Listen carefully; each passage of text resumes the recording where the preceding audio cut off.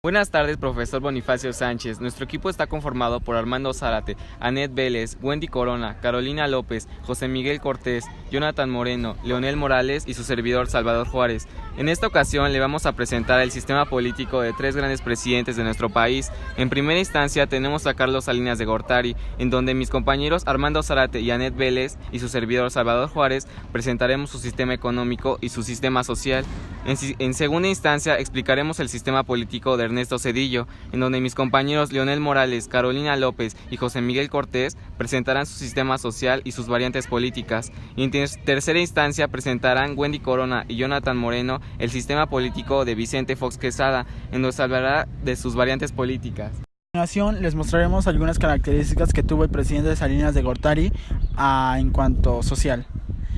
En su política interior, su gestión estuvo marcada en el amplio programa de privatización de empresas públicas que reportó a las arcas estatales unos ingresos de $13 millones, la reforma educativa, la devaluación del peso para contener la inflación y la reducción de la deuda externa.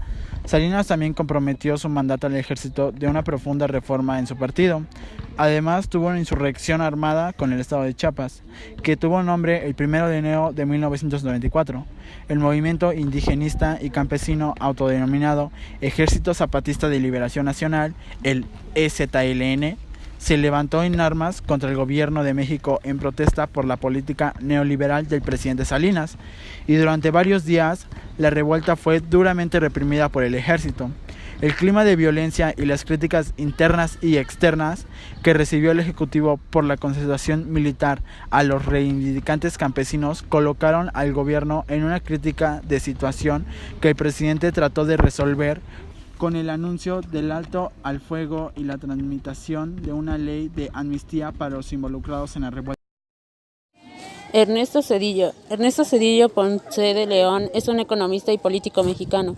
Fungió como presidente de México del 1 de diciembre de 1994 al 30 de noviembre del 2000. Ernesto Zedillo Ponce de León nació el 27 de diciembre de 1955 en la Ciudad de México. Estudió la globalización de la Universidad de Yale y participa en algunos programas de las Naciones Unidas realizadas con el financiamiento de los países en vías del desarrollo.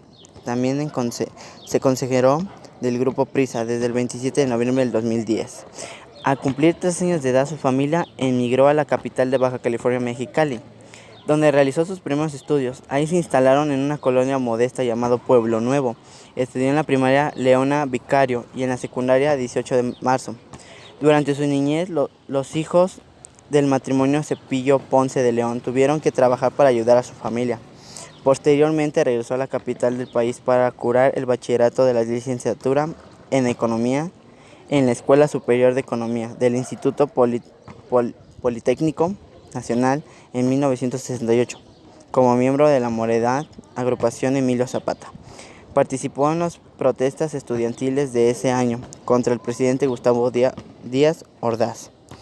3 años más tarde ingresó al Partido Revolucionario Institucional, la principal formación política de su país, en la que provienen todos los presidentes mexicanos desde su fundación.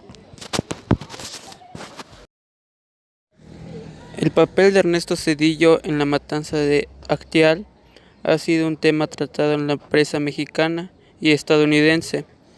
En septiembre de 2011 se interpuso una demanda contra Zedillo, pendiente a la resolución de la Comisión Internacional de Derechos Humanos, CID, que solicita que Ernesto Zedillo, expresidente de México, sea juzgado por su posible irresponsabilidad.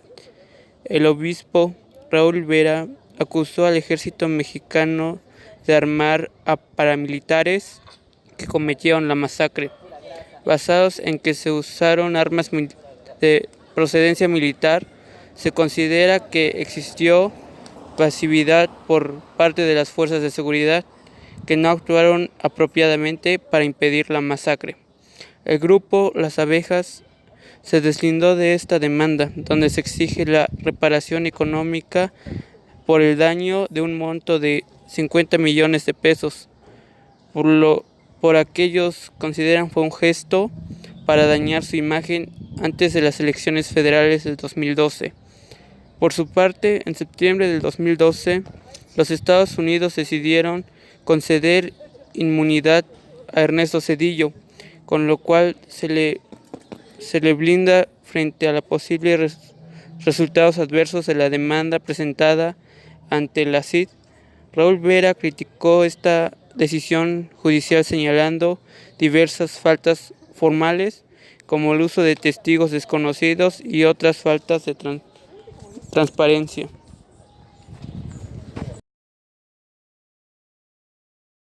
Ernesto Zedillo estuvo caracterizado por fuertes turbulencias que afectaban la economía y amenazaban. En las elecciones del 21 de agosto de 1994, el candidato presidencial del partido en el gobierno obtuvo 48.69% de los votos, 2 décimas menos que su antecesor Carlos Salinas en 1988, pero con un nivel de participación que superó el 70% del padrón electoral, de entonces casi 20 puntos en el que aquella conflictiva elección recordaba por la caída del sistema. Vicente Fox fue secretario del Partido Agropecuario en Gabinete Alternativo del PAN. El miércoles 6 de julio de 1988 fue elegido diputado federal. El 10 de septiembre de 1988 declaró válidas las elecciones. En 1995 fue miembro del Grupo San Ángel. Fox, después de dejar la presidencia, montó un centro académico. El 1 de diciembre de 2000 al 30 de noviembre del 2006 se desempeñó como presidente. Vicente Fox fue expulsado del Partido Acción Nacional en el año 2013. Fue expulsado del PAN en el 2012. El apoyo público del PAN fue Enrique Peña Nieto. Y ya. Cuando Fox fue diputado federal y participó en el proceso de calificación para la validación de la elección de Salinas en el colegio electoral, él mismo nos cuenta: ¿qué es lo que más recuerdo? El proceso del colegio electoral, los 30 días más divertidos de toda mi vida. Evidentemente no tenía la menor idea de lo que estaba pasando. Es que si con esa frivolidad calificaba a Fox al virtual golpe de Estado que había recibido México, definitivamente era otro su mundo. Destacó en la Cámara de Diputados por imitar cómicamente a Salinas, subiendo a la tribuna con las orejas agrandadas con las mismas boletas electorales, lo que le ganó las risotadas de los diputados de oposición y la temporal enemista Salinas.